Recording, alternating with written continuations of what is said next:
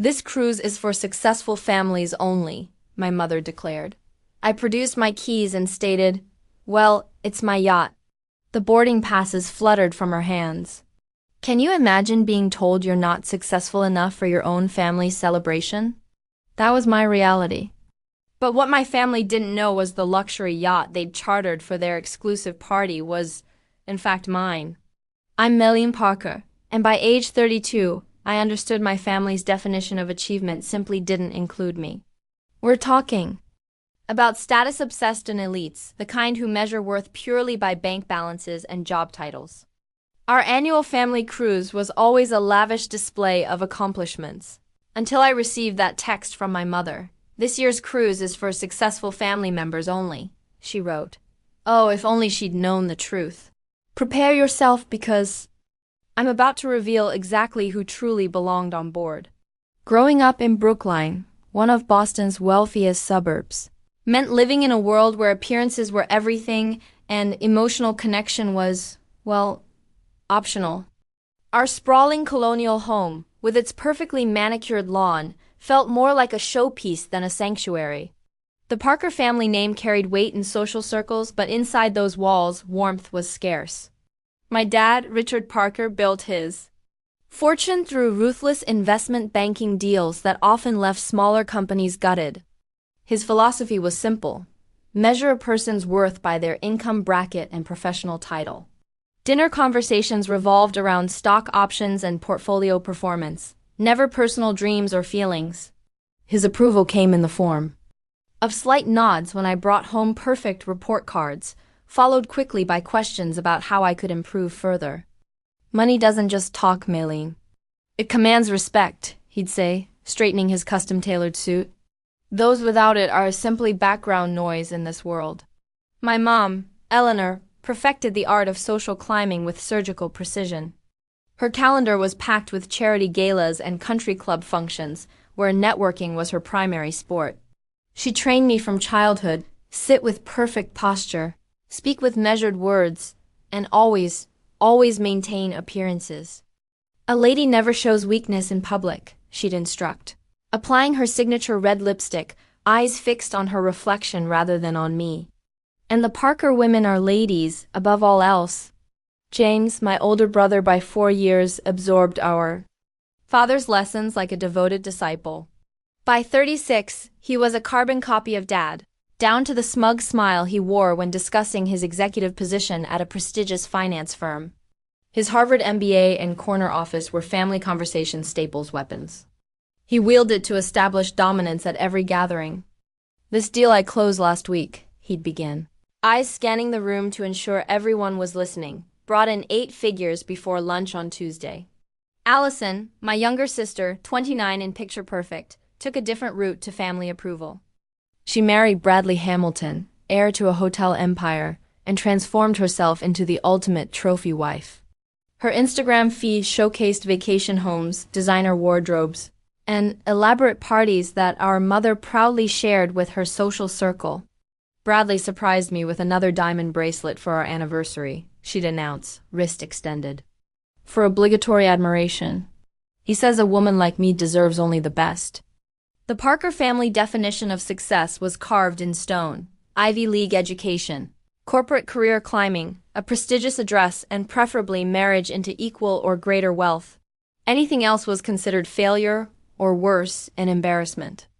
I tried desperately to fit this mold throughout my youth. I attended the right private schools, joined the expected clubs, and eventually enrolled in business school as planned. My internships at blue-chip financial institutions earned temporary nods of approval, particularly from my father, who interpreted this as following in his footsteps. But something inside me withered with each passing day in those sterile office buildings. The fluorescent lighting seemed to drain not just the color from my skin, but the life from my spirit. Spreadsheets and profit projections left me hollow, while my classmates and colleagues thrived on the competitive energy. By 25, I couldn't maintain the charade any longer. The panic attacks in bathroom stalls between meetings became more frequent. The Sunday night dread began extending backward into weekends, until there was no relief. My body was sending signals my mind couldn't ignore. I'm leaving finance, I announced at a family dinner 7 years ago, my voice steadier than my hands. I've accepted a position at Harborview Marina. The silence that followed seemed eternal before erupting into predictable responses. Working at a boat dock? Is this some kind of quarter-life crisis joke? James laughed, not bothering to hide his disdain. Méline, think about what this will look like to everyone, my mother hissed, already calculating the social damage. My father's disappointment manifested as dismissal. This phase will pass. When reality sets in the first time you need money, you'll be back asking for a reference letter. Only Allison offered faint support, though her words dripped with condescension. Well, I think it's brave to try something different. Not everyone can handle the pressure of real business, after all. The annual Parker family cruise had been tradition since I was 12, every summer. My parents would charter a luxury yacht for a week of Mediterranean or Caribbean sailing. These trips weren't vacations so much as floating stages for family members to perform their success stories. My role on these cruises evolved from obedient child to family disappointment. Even in my late 20s, I was seated at the kids' table during meals, alongside teenage cousins and family friends' children. My opinions were politely acknowledged, then swiftly ignored during discussions about politics, business, or property investments. Méline has such unique perspectives, my mother would say with a tight smile before changing the subject. What my family didn't know, what I deliberately kept from them, was that my boat dock job had been merely the first step in a carefully crafted plan. I started at the marina to learn the business from the ground up, observing how luxury yacht charters operated, identifying gaps in service, and building relationships with clients and staff alike. Within 2 years, I used my business degree not for Wall Street, but to develop a business plan that secured investors for my first yacht charter purchase. By 30, I had transformed a single boat operation into maritime luxury experiences, a fleet of high-end vessels catering to elite clients along the eastern seaboard. I kept my success quiet, operating primarily through business managers and representatives. The company grew through reputation and excellence rather than my family name.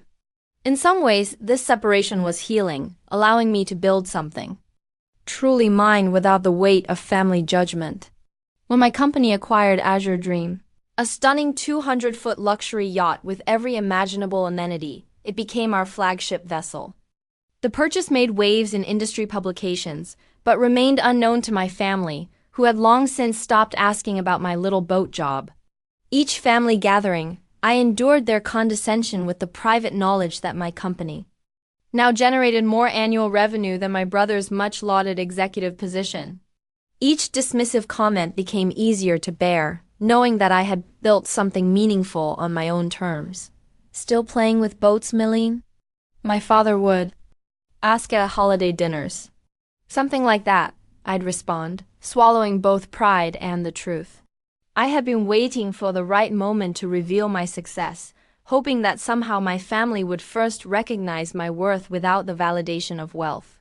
I wanted them to see me, Méline, the person, not just another achievement to catalog and compare. That foolish hope died with a single text message. The morning had begun like any other Tuesday at Maritime Luxury's headquarters in Boston Harbor. My corner office overlooked the water, with floor-to-ceiling windows framing a view of our vessels bobbing gently in their slips. I was reviewing upcoming charter contracts with my operations director when my phone chimed with a message from my mother. I expected the usual forwarded article about women in business that she occasionally sent, her version of supporting my career choice while simultaneously suggesting improvements. Instead, the words on screen made my coffee turn bitter. In my mouth, Méline, the family has decided this year's summer cruise will be a celebration of success. Given your continued career choices, we feel it would be uncomfortable for everyone if you attended. This cruise is for successful family members only. I'm sure you understand. We'll see you at Thanksgiving instead. I read the message 3 times, each repetition bringing a new wave of emotion. Shock gave way to hurt, then anger, then a hollow disbelief. After 20 years of annual cruises, After enduring countless subtle jabs and condescending remarks throughout these trips, I wasn't even deemed worthy of an invitation. My hands shook as I set down my phone. Amanda, my operations director, noticed immediately. "Melline, is everything okay? You look like you've seen a ghost." "I've been uninvited from my family vacation," I said, the words sounding absurd as they left my mouth. "Apparently, I'm not successful enough to qualify for attendance." Amanda's expression shifted from concern to indignation. "Your family doesn't know you own one of the most prestigious yacht charter companies on the East Coast? They think I work at a marina, maybe as a manager by now if I'm lucky." I never corrected them. The admission sounded ridiculous even to my own ears. "Call your sister," Amanda suggested. "There must be some misunderstanding." I nodded, though I knew there was no misunderstanding. Still, I needed to hear the justification directly. I waited until Amanda left my office before dialing Allison's number. "Melline." "Hi," my sister answered, her voice carrying that artificial brightness she reserved for uncomfortable conversations. "You couldn't uninvite me personally instead of letting Mom do it by text?" The bitterness in my voice surprised even me. A pause. "Oh, she already told you about the cruise." "Look, it wasn't my decision, but I do think Mom has a point about the theme this year. The theme being no failures allowed." I couldn't keep the edge from my words. "Don't be dramatic, Allison. It's about appearances. Bradley's parents are joining us, along with some of James's business associates. The conversations will all be about investments and business expansions. You'd feel out of place. Because working at a marina doesn't count as real success," I stated flatly. "I'm not saying that," she backpedaled, though we both knew that's exactly what she meant. "It's just a different world. Plus, you know how small the quarters can feel, even on luxury yachts?" We needed to limit numbers, and it made sense to focus on family members who share common interests. "Where are you even going this year?" I asked, though I already suspected the answer. "We've chartered this amazing vessel called Azure Dream for a Bahamas cruise. Apparently, it's the crown jewel of some boutique charter company. Dad pulled strings to get it since it's usually booked years in advance for celebrities and royalty." The irony was almost too perfect.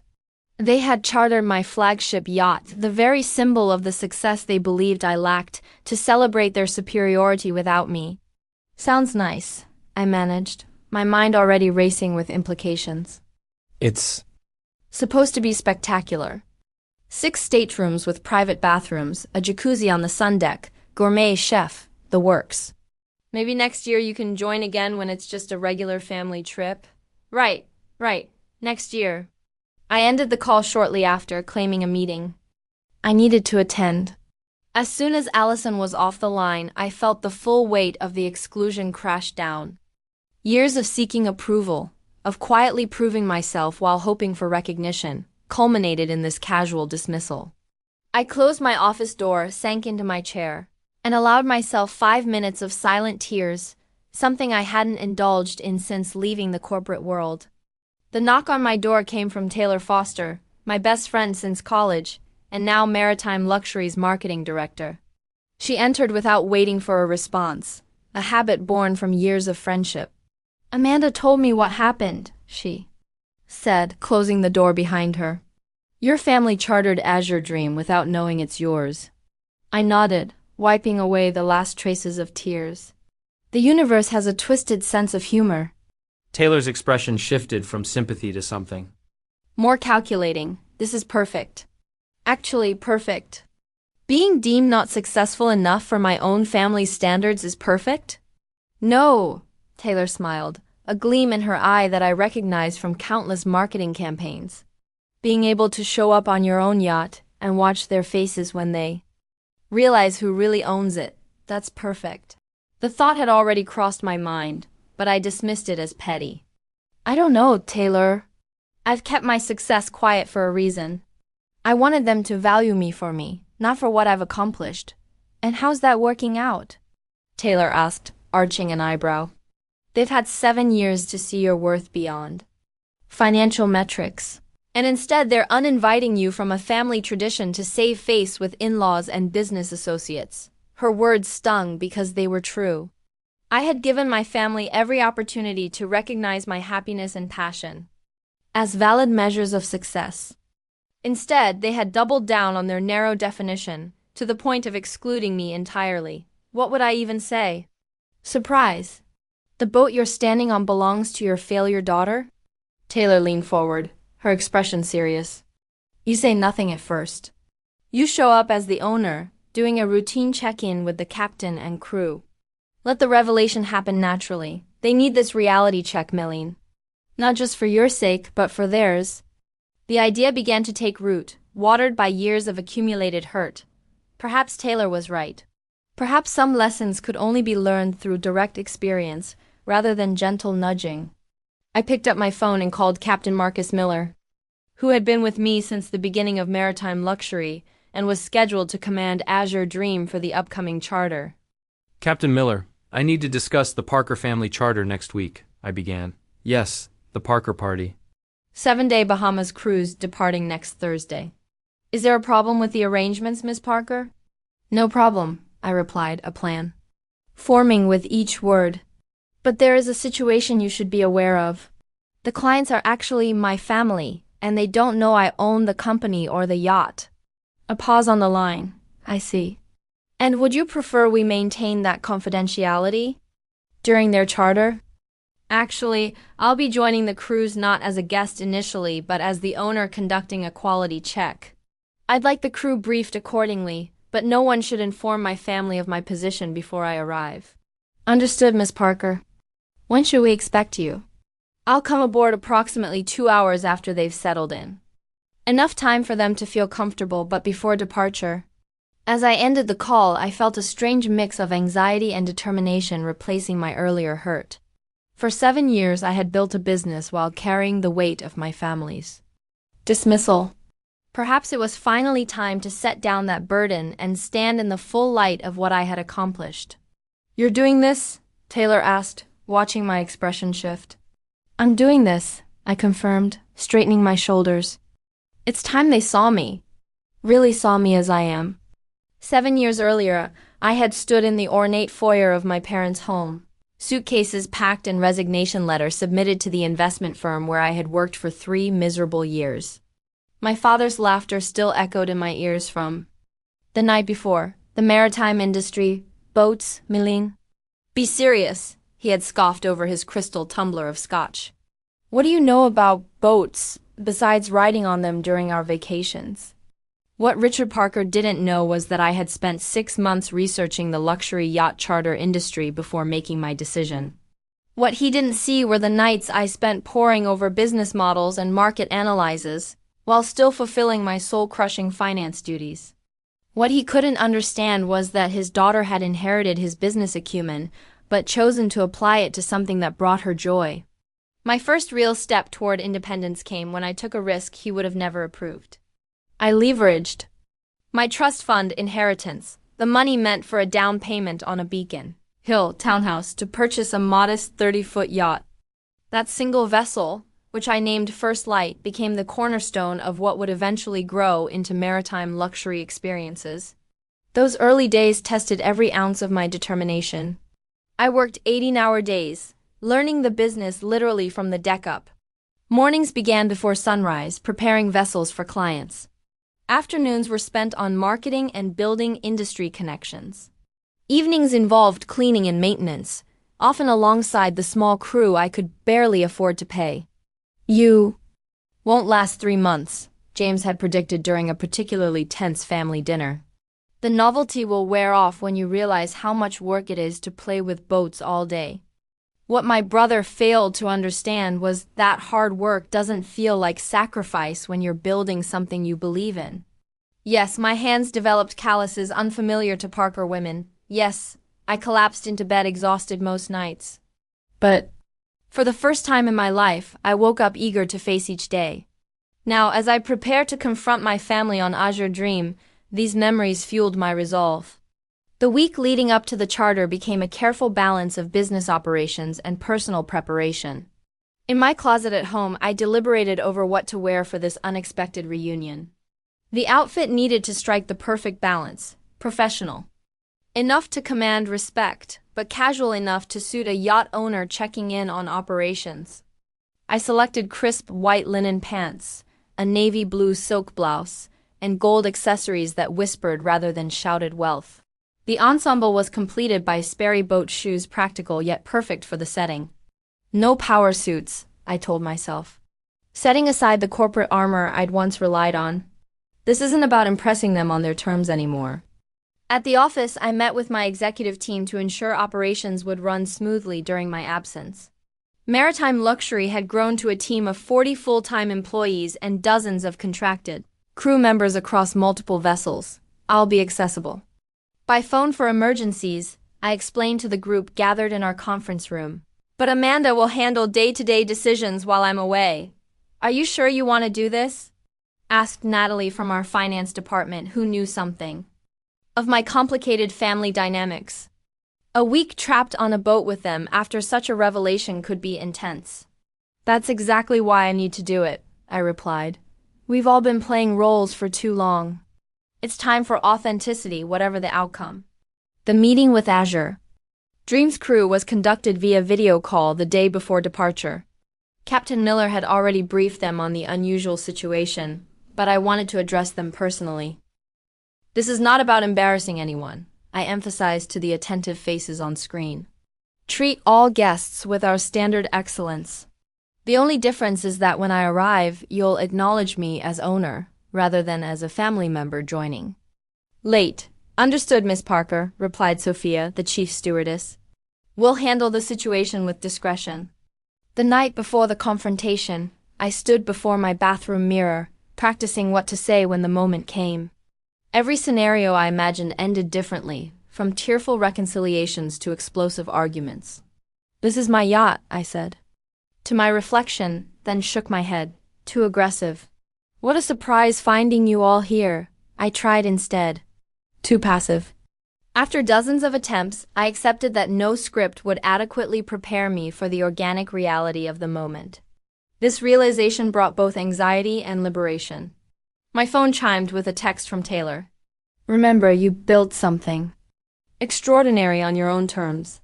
Tomorrow they get to see the real Milleen Parker. Sleep well, Captain. Her words centered me. This confrontation wasn't about revenge or even validation. It was about truth, about stepping fully into my identity.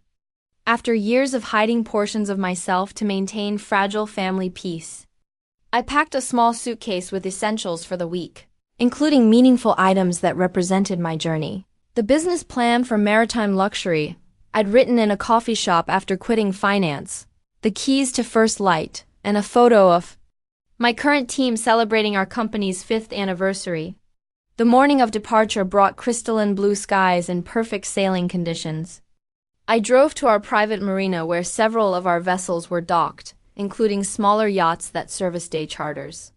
Azure Dream would be departing from a larger commercial marina where my family would expect to board a chartered vessel. As I parked my car and felt the familiar calm that always descended when surrounded by water and boats, I reminded myself of a truth I had discovered over these past 7 years. Success wasn't defined by others' recognition, but by creating a life that aligned with my values and passions. Whether my family could accept this version of success remained to be seen, but I was done diminishing my light to make others comfortable with their definitions. With that thought firmly in mind, I began the drive to the commercial marina where Azure Dream and my unsuspecting family awaited. I arrived at Liberty Harbor Marina 30 minutes after my family's scheduled boarding time, parking in the executive section reserved for yacht owners and management. I took a moment to collect myself before exiting the car. The familiar sounds of the marina, gentle water lapping against hulls and halyards clinking against masts, calmed my racing heart. From my vantage point in the parking area, I could see Azure Dream docked majestically at the end of the pier. At 200 feet, she dominated the marina, her sleek white hull gleaming in the afternoon sun. The vessel represented not just a business investment, but a personal triumph, a physical manifestation of the path I had chosen for myself. Through my sunglasses, I observed my family boarding. Even from a distance, their behavior told a familiar story. My father moved with the confident stride of someone accustomed to ownership, though he was merely a client. My mother paused at the gangway to survey their surroundings, likely assessing who might be watching their grand entrance. James directed the dockhand regarding luggage with unnecessary authority, while Allison posed for what appeared to be photos or video at the yacht entrance, her designer sun hat perfectly positioned. I watched as they were greeted by Sophia and the crew, noting how my father barely acknowledged the steward who took his bag, while my mother immediately began what appeared to be instructions or requests before even fully boarding. The scene confirmed what I already knew from countless client reports. Wealthy clients often revealed their true character in how they treated service staff. After allowing 20 minutes for them to settle in, I began my approach. I had deliberately dressed in a way that balanced professionalism with the casual elegance expected of someone in the yachting world. My white linen pants and navy silk blouse moved gently in the marina breeze as I walked confidently down the dock toward Azure Dream. As I reached the security checkpoint at the base of the gangway, I was stopped by Thomas, our security officer, who was playing his role perfectly. "Afternoon, ma'am. This is a private vessel. May I help you?" he asked, his expression professionally neutral, though his eyes held recognition. "I'm here to speak with Captain Miller," I replied, loud enough for anyone on the lower deck to hear. Before Thomas could respond, I saw my mother appear at the railing above, her expression shifting from curiosity to shock to something resembling anger when she recognized me. She quickly descended to the gangway entrance, intercepting me before I could board. "Millie," she hissed, maintaining her social smile though her eyes were cold. "What are you doing here?" I was very clear this trip is for successful family only. The familiar pain of her dismissal flared briefly before being extinguished by the knowledge of what was about to unfold. Before I could respond, Captain Miller appeared behind her. "Miss Parker," he said with a respectful nod. "We weren't expecting you until later. Everything is prepared for your inspection." My mother's perfectly maintained composure faltered. "You know my daughter?" "Of course," Captain Miller replied with practiced ease. "Miss Parker is our employer." "There must be some mistake," my mother insisted, her voice rising slightly. "We chartered this yacht through Maritime Luxury Experiences." I reached into my pocket and withdrew my set of keys, including the master key to Azure Dreams Bridge, each featuring the company's distinctive logo. "Well, Mother," I said, surprised by the steadiness in my voice. "It is my yacht. I believe I'm entitled to be here." The silence that followed seemed to stretch for eternity. My mother's mouth opened and closed without producing sound, a rare moment of speechlessness for Eleanor Parker. Behind her, I could see my father had approached, his expression transitioning from annoyance to confusion. "What's happening here?" he demanded, looking between Captain Miller and myself. "Miss Parker owns Maritime Luxury Experiences, Captain," Miller explained professionally. "Azure Dream is the flagship vessel of her fleet." My father's jaw physically dropped, a cartoon reaction I would have found amusing under different circumstances. James appeared next, followed by Allison and her husband Bradley, all drawn by the commotion at the entrance. "Meline owns this?" Allison blurted, her perfectly manicured hand gesturing to encompass the entire yacht. "Not just this yacht," Captain Miller continued, apparently enjoying the reveal more than his professional demeanor suggested. "Miss Parker owns the entire charter company, one of the most successful on the eastern seaboard, I might add."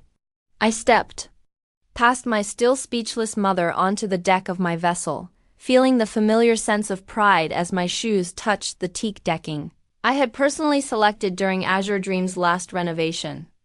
"The maritime industry has been good to me," I said, unable to resist the understatement. "Captain Miller, I'd like to greet the rest of the crew before we depart." "Of course, Miss Parker."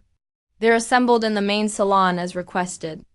As I moved toward the interior of the yacht, my family parted before me like the Red Sea, their expressions ranging from my father's calculating reassessment to James's naked disbelief to Allison's complex mix of embarrassment and admiration. My mother recovered enough to attempt damage control, falling into step beside me. Melline, darling, why didn't you tell us about all this? Of course we would have been proud. The transparent pivot made me pause. I turned to face her directly, aware that the entire family was watching our exchange. Would you have been, Mother? Because less than 48 hours ago, you informed me I wasn't successful enough to join this cruise. Nothing about me had changed. In that moment from the person you've been dismissing for 7 years. The only difference now is that your definition of success has been satisfied. Color rose in her cheeks. That's not fair. We simply didn't understand the scope of your hobby. My company, I corrected firmly, which employs 40 full-time staff and generates annual revenue that would surprise you. And no, I didn't tell you because I wanted to be valued for who I am, not what I own. Clearly, that was asking too much. Without waiting for her response, I continued into the main salon where the crew stood at attention.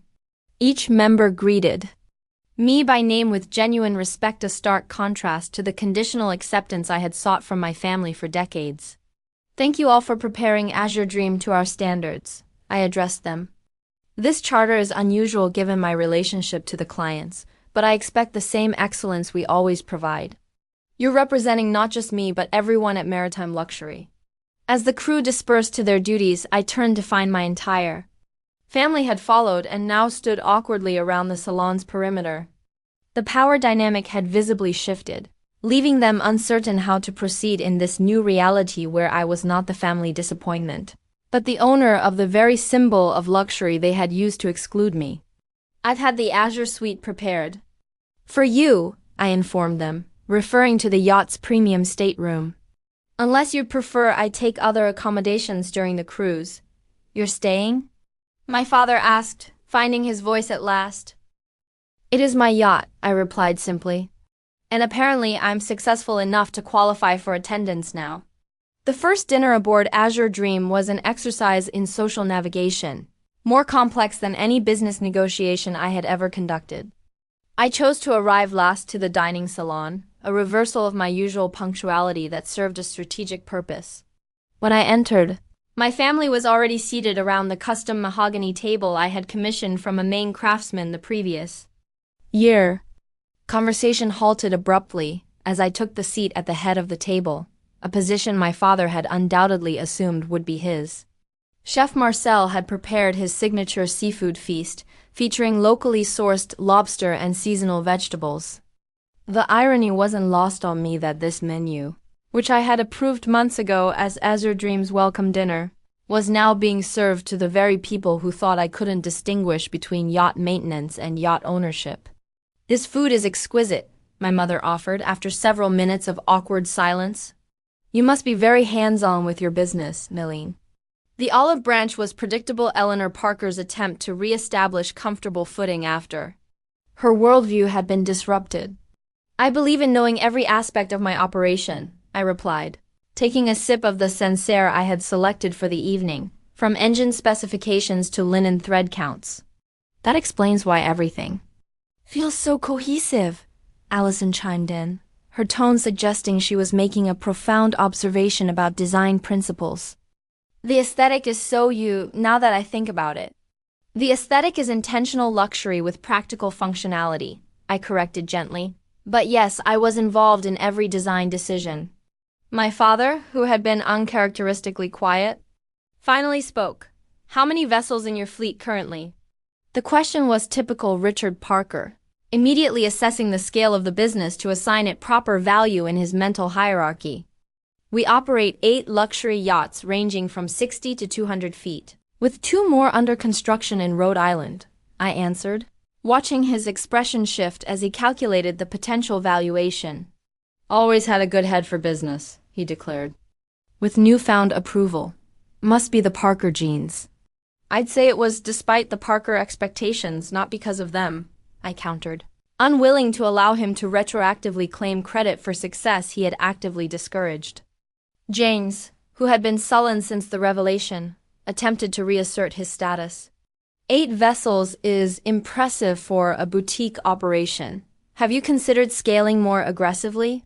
With proper capital investment and the right strategic partnerships, you could double that within 18 months. His suggestion was exactly what I would have expected from someone with his background prioritizing rapid growth over sustainable operations. We're expanding at a pace that allows us to maintain our quality standards, I explained. Luxury experiences depend on attention to detail that doesn't scale easily. Our clients choose us specifically because we aren't a mass market operation. James opened his mouth to argue, but was interrupted by our cousin Amanda, a recent college graduate who had been invited as James's guest and had remained quiet until now. I think what Mei has built is amazing, she said with genuine admiration. Creating something that reflects your personal values while still being commercially successful is the dream, isn't it? Her comment, free from the baggage of our immediate family dynamics, momentarily lightened the atmosphere. Thank you, Amanda, I smiled, grateful for the simple acknowledgement. After dinner, I offered a tour of Azure Dream, an activity I typically delegated to crew members, but felt appropriate to conduct personally under the circumstances. Leading my family through the vessel, I explained features and design elements with the same pride I showed potential investors. The sun deck was completely redesigned last winter, I explained as we reached the top level with its panoramic views. We expanded the jacuzzi area and added these adjustable loungers that our clients particularly appreciate. This must have cost a fortune, my mother remarked, running her hand along the custom teak railing. It was a significant investment, I acknowledged, but the client experience justified the expense. My father, ever the businessman, asked pointed questions about operating costs, profit margins, and return on investment as we toured. I answered each query directly, watching his expression transition from skepticism to reluctant respect as the fiscal soundness of my business became apparent. The tour ended on the aft deck where Sophia had prepared after-dinner drinks. As the family dispersed to explore further on their own, my father lingered, gesturing to the empty chair beside him.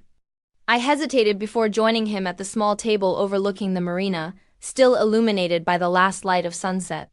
Your mother and I may have underestimated your business acumen, he began, his version of an apology. You underestimated me entirely, I corrected. Not just my business sense, but my determination, my vision, and my definition of success. He nodded slowly, swirling the scotch in his glass. Perhaps, but you must admit, keeping us in the dark didn't give us the opportunity to revise our assessment. Would it have mattered? Would knowing I owned a successful company have made you value my happiness more? Or would it simply have shifted me from disappointment to acceptable in the Parker hierarchy? My directness appeared to surprise him. In our family, emotions and confrontations were typically wrapped in layers of polite deflection. That's rather unfair, Millie. We've always wanted what's best for you. You've wanted what aligned with your vision of success for me. There's a profound difference. Before he could respond, Captain Miller approached with a weather report in hand, providing a welcome interruption to our increasingly tense conversation. Miss Parker, we're tracking a storm system that's strengthened since this morning's forecast. Nothing dangerous, but we might experience rougher seas than anticipated during our second day. Thank you, Captain. Please adjust our course as needed. For passenger comfort, I trust your judgment. The brief exchange highlighted the respect between myself and my staff, a dynamic my family was witnessing firsthand. Throughout the evening, Captain Miller's deference to me was not the obligatory politeness shown to a wealthy client, but the genuine professional respect earned through years of collaborative work. As the evening progressed, I observed my family, members adjusting to this new reality in their own ways. My father attempted to establish common ground through business discussions. My mother vacillated between pride in my accomplishments and discomfort at having her social hierarchy disrupted.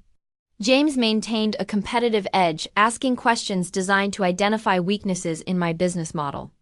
Allison seemed genuinely curious about my journey, though her questions focused primarily on the glamorous aspects rather than the years of hard work.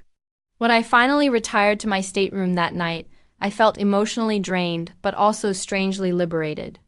For 7 years, I had compartmentalized my life, presenting different versions of myself to my family and to my business world. Now those worlds had collided, forcing an integration I had both feared and needed. As Azure Dream gently rocked with the harbor movements, I reviewed the day's events and prepared for what would undoubtedly be a week of continued adjustments and revelations. The forecast storm seemed an apt metaphor for what lay ahead, both literally and figuratively. The second night of our cruise brought the predicted storm, though its intensity exceeded even the revised forecast. I was awakened just after midnight by the distinctive sound of my satellite phone, used only for operational emergencies. "Miss Parker," Captain Miller's voice was calm but urgent. "The storm system has intensified significantly. We're experiencing gale force winds and heavy seas. I've altered course to minimize impact, but I wanted to alert you before waking the other passengers." "Thank you, Captain." "I'll be right up," I replied, already reaching for appropriate clothing. By the time I reached the bridge, Azure Dream was pitching noticeably, her sophisticated stabilizers working hard against the angry waves. Through the windows, I could see nothing but darkness, occasionally illuminated by distant lightning. "Status report," I asked, falling into the familiar pattern of emergency management. "Winds at 40 knots, seas 8 to 10 feet and building," Captain Miller replied. "All systems functioning normally, but passenger comfort will be significantly compromised. We're heading toward that sheltered cove we discussed, but it's still 3 hours away at reduced speed." I nodded, reviewing the navigation display and weather radar. "Have any passengers been alerted yet?" "Not by crew, but the motion will likely wake them soon." As if summoned by his words, the door to the bridge opened to reveal my father in a hastily donned robe. His usual composure absent. "What the hell is happening?" he demanded, grabbing the doorframe as the yacht crested a particularly large wave. "We're navigating a stronger than expected storm system," I explained calmly. "Captain Miller has altered course towards sheltered waters." Another wave hit, sending a shudder through the vessel. My father's face paled visibly. "Is this normal? Is it safe?" The questions contained something I'd rarely heard in Richard Parker's voice: fear. "Azure Dream is rated for conditions far worse than this," I assured him. "But I understand it can be unsettling if you're not accustomed to it." Before he could respond, more family members began appearing, each in various states of alarm. My mother arrived, clutching her silk sleep mask, her perfect composure shattered by the violent rocking. James attempted to maintain his usual confidence, but flinched visibly with each thunderous wave impact. Allison clung to Bradley, her earlier Instagram-perfect presence replaced by genuine terror. "We're all going to die," she whispered dramatically, when a lightning flash illuminated the churning sea around us. "No one is dying tonight," I stated firmly, my voice carrying the authority earned through years of maritime experience. "This vessel has weathered far worse conditions. Captain Miller is one of the most experienced captains on the East Coast, and we have a clear plan for passenger safety." My calm demeanor seemed to have a ripple effect, slightly reducing the collective panic. I outlined the situation in simple terms, explaining our course adjustment and expected timeline until we reached calmer waters. "In the meantime," I concluded, "I suggest everyone return to their staterooms and secure any loose items. The crew will bring anti-nausea medication to anyone who needs it." "I'm not going back down there," my mother announced, her voice rising. With each word, it feels like being in a washing machine. For perhaps the first time in my adult life, I saw Eleanor Parker completely undone. Her carefully maintained facade had crumbled, revealing a vulnerability I had never been permitted to witness. "Come with me," I said gently, leading her to the captain's private quarters adjacent to the bridge. "You can rest here where the motion is less severe."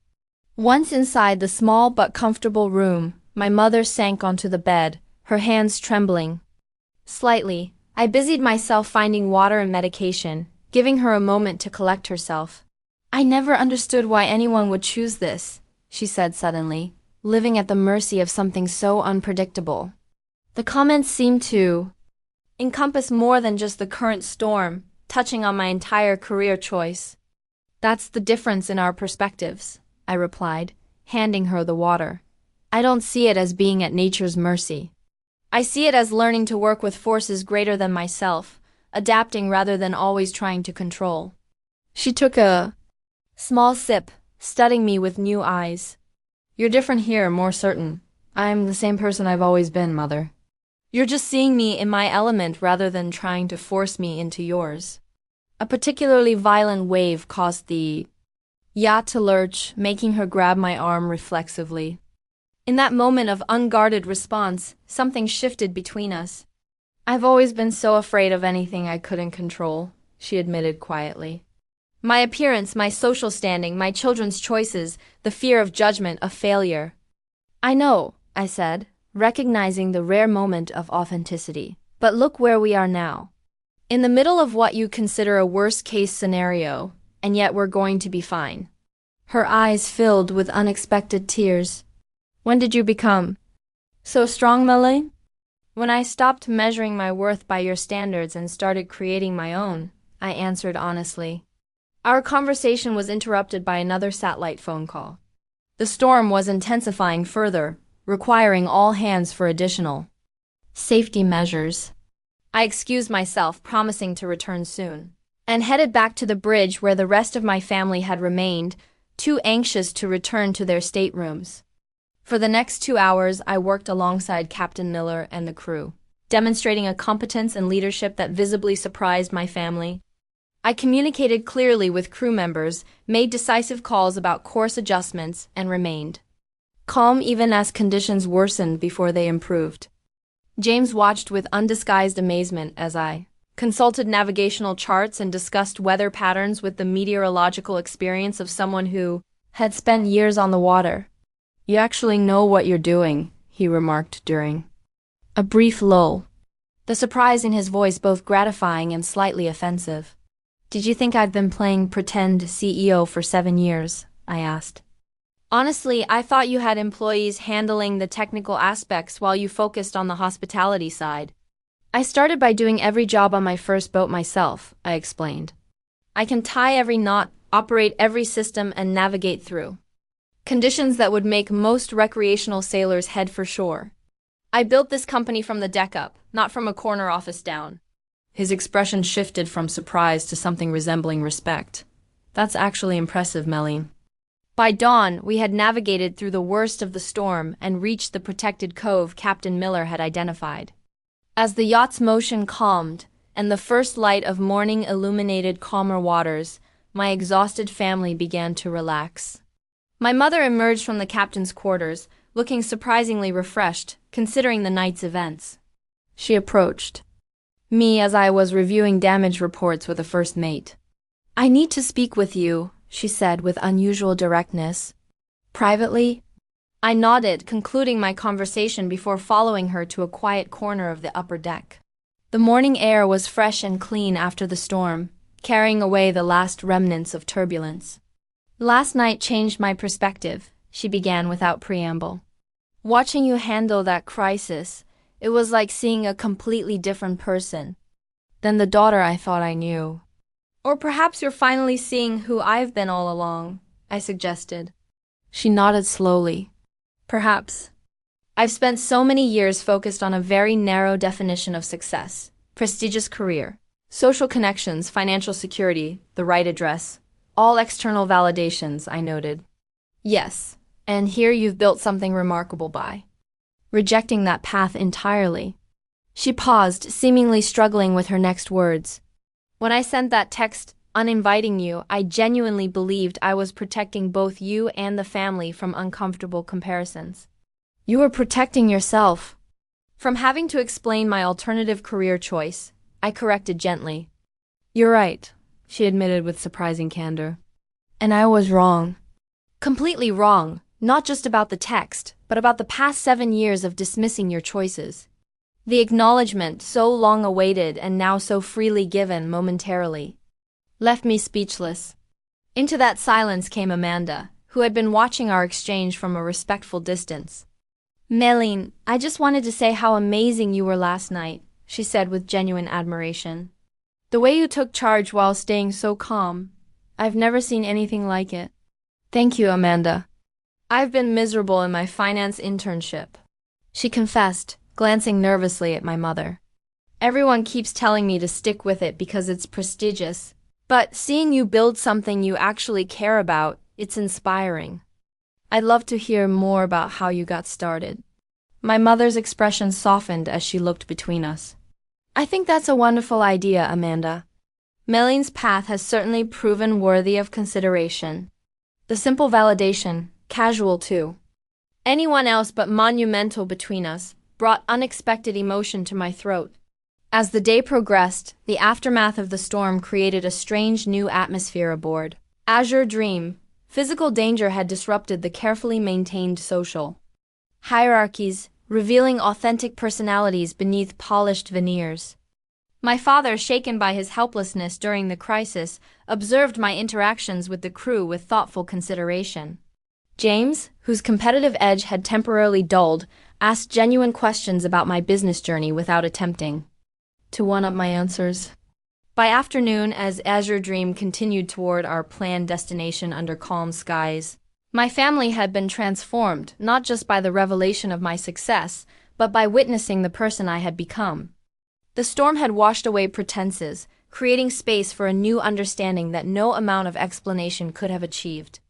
That evening, as we gathered for dinner under a spectacular sunset, the conversation flowed more naturally than any family gathering in recent memory. Stories were shared without scorekeeping, questions asked with genuine curiosity rather than judgment, and laughter came easily without undercurrents of competition. It wasn't perfect, and years of ingrained patterns wouldn't dissolve overnight. But as I looked around the table at my imperfect family attempting to see each other with new eyes, I recognized that sometimes the most powerful storms are those that clear the air, allowing something healthier to grow in their wake.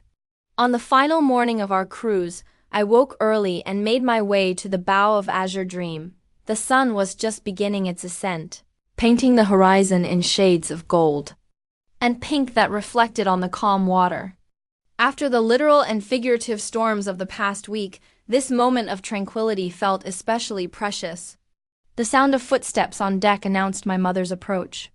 She had taken to rising early during our journey, a departure from her usual habit of carefully preparing herself before appearing in public. "It's beautiful," she remarked, accepting the cup of coffee I offered. "I can see why you love this life." "It has its moments," I agreed, "though it's not always as picturesque as this." She nodded, a comfortable silence settling between us. The events of the past week had fundamentally altered our dynamic, though we were still finding our way through this new terrain. "I've been thinking about our family traditions," she said finally. "The annual cruise was meant to bring us together. But somehow it became another competition, another standard to measure against." "Most things in our family did," I observed without rancor. "Yes," she acknowledged. "Your father and I set that tone." I realized now success became so narrowly defined that we couldn't see beyond our own expectations. Her admission, unthinkable a week ago, demonstrated the subtle shift occurring within her. Eleanor Parker was still a woman who valued appearance and status, but the rigid boundaries of her worldview had begun to flex. "Will you host the family cruise next year?" she asked, surprising me with the question. "On your terms, of course." "I'd like that," I replied, recognizing the request as both apology and olive branch. Later that morning, I found myself alone with my father on the upper deck. He had been the slowest to adjust to our new reality, his decades of measuring worth through traditional success metrics not easily overcome. "I've been reviewing Maritime Luxury's public financial disclosures," he began, characteristically focused on business rather than emotion. "Your growth trajectory is impressive." "Thank you," I replied, unsurprised he had done his research. "What I find most remarkable," he continued, his gaze fixed on the horizon rather than meeting my eyes, "is that you achieved this without leveraging the Parker name or connections. You built it entirely on your own merit." Coming from Richard Parker, this observation constituted high praise indeed. "That was important to me," I explained. "I needed to know I could succeed on my own terms." He nodded slowly. "I've spent my career believing there was only one path to legitimate success. Watching you this week has been educational." "Better late than never," I offered with a small smile. Indeed, he finally turned to face me directly. "I may not fully understand your choices, Meline, but I respect what you've built. And more importantly, who you've become while building it." His words, though still filtered through a business lens, represented perhaps the most authentic connection we had shared in my adult life. As Azure Dream approached the harbor on our final afternoon, the family gathered on the main deck. The journey was ending, but the conversations begun during our week together had opened doors that had long been closed. James, whose competitive nature had softened somewhat, approached me as we prepared to dock. "So little sister has been the secret success story all along," he remarked, though without his usual edge. "Success isn't a zero-sum game, James," I replied. "Your achievements don't diminish mine, and mine don't threaten yours." He considered this, perhaps for the first time. "I've always measured myself against others. Dad taught us that, didn't he? Always be the best, the richest, the most prestigious." He did, but we don't have to continue that tradition. "Maybe not," he agreed tentatively. "Your company is impressive, Maylene, different from what I would build, but impressive nonetheless." From James, this qualified acknowledgement represented significant growth. As we completed docking procedures and prepared to disembark, I reflected on the journey that had brought me to this moment. 7 years ago, I had walked away from my family's prescribed path, terrified but determined to find my own way forward. The road had been challenging, marked by both remarkable triumphs and painful separations. For years, I had carried the weight of my family's disapproval, allowing it to color even my proudest achievements. I had kept my success secret, hoping someday they would value me for myself rather than my accomplishments. That hope had proven naive, but perhaps not entirely misplaced. The revelation of my success had indeed changed how my family saw me, providing the external validation they understood. But more importantly, the week together had offered glimpses of who I truly was beyond balance sheets and business metrics. A person of competence, conviction, and character. As we gathered one final time on the aft deck before departure, Amanda approached with a hesitant smile. "I've been thinking a lot about our conversations," she said, "about finding work that matters to you personally, not just what others expect. I've decided to explore internships in marine conservation next summer instead of another finance position." "That sounds wonderful, Nanda. Let me know if I can help connect you with some of my industry contacts." "Really? That would be amazing." Her genuine enthusiasm contrasted sharply with the measured responses typical of Parker family interactions. My mother, overhearing our exchange, joined us with an expression I couldn't quite interpret. "Meline has always followed her own compass," she remarked, surprising me with her supportive tone. "Perhaps more of us should consider doing the same." These small moments of connection and recognition, imperfect though they were, represented the beginning of a healing process long overdue. My family might never fully embrace my chosen path, but they had begun to see me, the real me perhaps, for the first time. As we prepared to go our separate ways, I realized that success had never really been about proving my worth to my family. It had been about discovering my own definition of a life well lived, about building something meaningful that aligned with my values rather than someone else's expectations. The true measure of success wasn't the yacht beneath our feet or the company I had built, but the inner peace that came from living authentically. That lesson, hard-won through years of choosing my own path despite disapproval, was something I would never again compromise. My journey from seeking external validation to finding internal conviction hadn't ended. In many ways, it had only just begun. But as I watched my family members depart, each carrying their own reflections from our unexpected week together, I felt a sense of liberation that no business achievement had ever provided. "Same time next year?" my father asked as he prepared to depart, his question carrying layers of meaning beyond the simple words. "Yes," I replied with a genuine smile. "But next time, everyone gets a proper invitation." Have you ever had to show someone in your life that your definition of success was valid, even when it didn't match their expectations? I'd love to hear your stories in the comments. Sometimes the most powerful thing we can do is stay true to our path, even when others don't understand it. If this story resonated with you, please hit that like button and subscribe to hear more experiences about finding your own way. Thank you for joining me on this journey, and remember that true Success is measured by your own happiness, not someone else's yardstick.